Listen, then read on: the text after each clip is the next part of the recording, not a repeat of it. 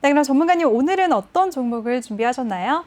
네, 일단은 JC케미칼이라는 종목을 가지고 왔습니다. 네. 그래서 JC케미칼 같은 경우에는 제가 여태까지 가져왔던 종목이랑 조금 다른 부분을 확인을 하실 수가 있을 거예요. 네. 제가 사실 많이 올랐던 종목들을 가져오지 않았습니다. 네. 그런데 JC케미칼 같은 경우에는 사실은 일단 케미칼이라고 하니까 뭐 화학 업종이겠지 이렇게 생각을 하실 수가 있잖아요. 네. 근데 화학 쪽이라고 할 수는 있지만 그럼에도 불구하고 신재생 쪽에 더 가까운 그러한 종목이다라고 말씀을 드릴 수가 있겠고요. 네. 그러면 한번 생각을 해보세요. 최근에 신재생 에너지 쪽이 어땠죠? 많이 CS 윈드. 눌렸어요. 네, 많이 눌렸죠. 네. 그리고 CS 윈드 같은 경우 공매도가 상당히 많이 나왔습니다. 네. 그래서 신재생 에너지 쪽이 이렇게 많이 하락이 나온 이유는 그가 너무 많이 올랐기 때문이에요. 네. 그런데 JC케미칼은 그러지 않은 모습을 보였다라는 건 물론 공매도 대상 종목은 아니지만 네. 얘 자체가 많이 오르지 않았다라는 판단을 할 수가 있는 거죠. 네. 왜냐하면 저점 대비해서 뭐 다른 종목들 3배, 4배 올라왔을 때 얘는 2배 정도밖에 안 올라오다 보니까 그런 부분 생각을 해주시면 될 것 같습니다. 네. 사실은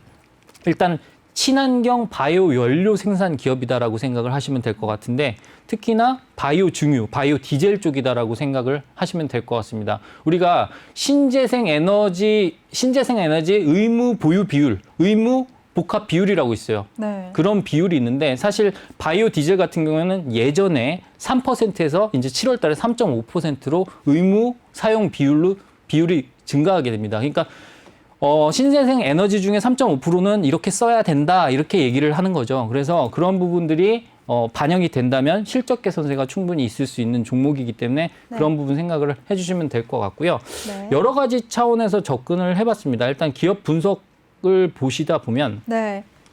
자 일단 실적을 봐야겠죠. 자 보시면 아시겠지만 일단 90억 영업이익만 보시면 됩니다. 네. 제가 다시 한번 설명을 해드릴게요. 우리가 영업이익이 있고 당기순이익이 있다라고 했을 때 제가 예전에 기본적 분석을 설명을 드렸을 때 네. 영업이익이 더욱 중요하다라고 말씀을 드렸습니다. 네. 예를 들어서 설명을 드렸죠.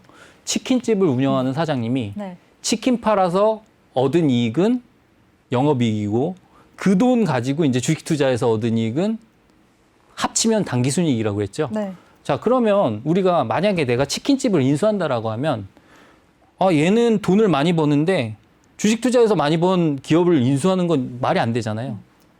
치킨을 많이 파는 그러한 치킨집을 인수를 해야 자기가 돈을 많이 벌 거 아닙니까? 왜냐면 그 사람이 주식 투자한 게 자기가 주식 투자할 건 아니니까. 네. 그래서 그런 부분 생각하다 보면 이익 중에는 당기순이익보다는 영업이익을 보는 게 훨씬 더 좋겠구나라고 생각을 하시면 되겠죠. 그래서 네. 얘는 사실 영업이익하고 당기순이익의 갭이 크진 않지만 2020년도를 보면 영업이익은 192억인데 당기순이익은 74억밖에 되지 않습니다. 그러니까 특별 손실이 발생을 했다는 얘기예요. 뭐 네.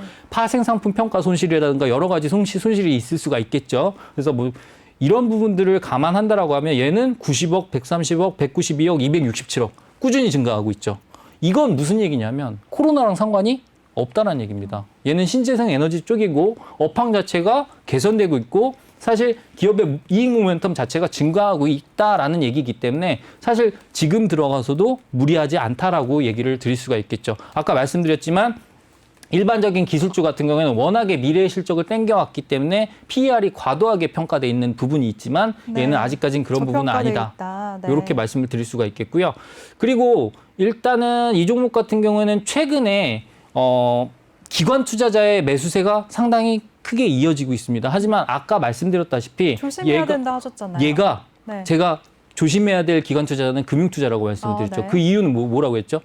레포트 때문이라고 말씀을 드렸습니다. 그래서 레포트를 계속 내면서 얘 좋다 하는 그러한 종목들은 조심해야 되는데 네. 얘는 커버리지가 많지 않은 종목이기 때문에 앞다퉈 레포트를 내는 종목은 아닙니다. 그리고 그 매수 주체가 금융투자가 아니기 때문에 기관의 매수세가 이어진다고 해서 똑같이 얘는 조심해야 돼. 고점 부근에 기관 투자자 이어진다며 조심하려면 그게 아니라 얘는 다른 케이스다라고 설명을 드릴 수가 있겠습니다. 제가 그것도 생각 안 하고 종목을 갖고 왔겠습니까? 알겠습니다. 그래서 그렇게 생각을 하시면 될 것 같고요.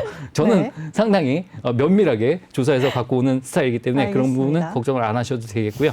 뭐 걱정을 안 하셔도 된다는 자체가 적극적으로 매수하시라 이런 얘기는 아니니까 그런 네. 부분들은 일단 잘 판단을 하셨으면 좋겠고 일단 이 대응 종목의 전략 한번 살펴볼까요? 대응 전략을 네. 설명드리도록 하겠습니다. 네. 알겠습니다. 뭐 일부러 막 시간 끄는 것 같이 느껴지는 경향이 있는데 사실 그게 아니고요. 워낙에 이제 좀 자세하게 설명을 드려서 네. 좋은 결과를 드리고 싶어서 그런 거니까 양해를 부탁드리도록 하겠습니다. 네. 사실 이 종목 같은 경우에는 아까도 말씀드렸다시피 어느 정도 고점 부근에 와 있는 게 아니냐라고 생각을 하실 수 있어요. 근데 네. 수급을 보시면 아시겠지만 이 쭉 올라간 수급들이 기관과 외국인의 수급입니다. 개인은 팔고 있고 기관과 외국인은 매집하고 있어요. 그럼 큰 손들이 매집하고 있는 종목이기 때문에 아직까지도 괜찮은 부분이 있다라고 말씀을 드릴 수가 있겠고 아까처럼 금융투자가 불순한 의도로 사모아서 레프트를 낸다. 이런 리스크가 크지 않기 때문에 그런 부분 생각을 해주시면 좋겠다라고 말씀을 드릴 수가 있겠고요. 네. 그러면 이 종목의 공략 포인트를 설명을 드릴 수가 있겠는데 사실 제가 생각하는 가격대의 가장 좋은 가격 라인은 8,100원대입니다. 8,100원대까지 조정을 준다라고 한다면 저는 조금 약간 다르게 보고 있어요. 남들하고 좀 다르게 보는 게 일단 저는 그 이평선에도 피보나치 수율을 조금 적용을 해가지고 5일선, 13일선, 34일선 이렇게 이상하게 보고 있거든요. 이게 좀 정신이 이상해서 그런 게 아니라 제 나름대로 전략적으로 접근을 한 거니까 그거는 나중에 노란톡에서 설명을 드리도록 하겠고요. 네. 그런 식으로 접근을 해서 13일선에서 조정 라인을 생각을 해보게 된다면 사실 그 가격 라인은 7,900원까지 나오지만 거기까지 기다리는 것보다는 8,100원대에 공략을 하는 게 좋겠다라고 설명을 드릴 수가 있겠고요. 네. 그러면 목표가, 손절가가 중요하잖아요. 네. 어차피 아까도 말씀드렸지만 주식은 일단은 예측보다는 대응이 중요하니까 제가 예측했던 대로 움직이지 않는다라고 했을 때 일단 손절 라인을 저는 7,000원으로 제시해 드리도록 하겠습니다. 7,000원의 손절가를 잡고 네. 대응을 하시되 일단 1차 목표가는요. 전고점이 8,940원입니다. 그래서 저는 항상 그래요. 일단 전고점 부근에 거래량이 상당히 많았다라고 한다면 여기에 대기하고 있는 매물 많을 수 있다라는 부분 감안을 하셔야 되기 때문에 네. 그런 부분 감안을 해서 8,920원에서 30원 정도의 1차 매도 전략, 그러니까 절반 매도 전략, 그리고 2차 목표가는 10,000원 보는 전략으로 제시해 드리도록 하겠습니다.